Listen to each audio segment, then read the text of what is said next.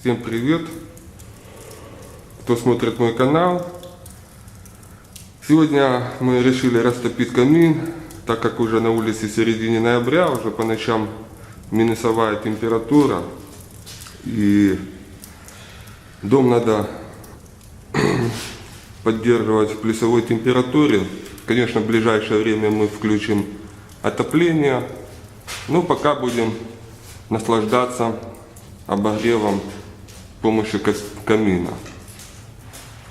Вот уже некоторые работы сделаны, которые я в ближайшее время покажу, как это делалось.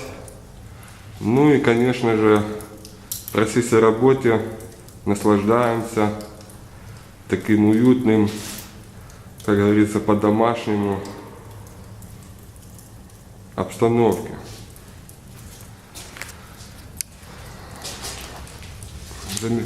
Интересно смотреть, как огонь горит в камине.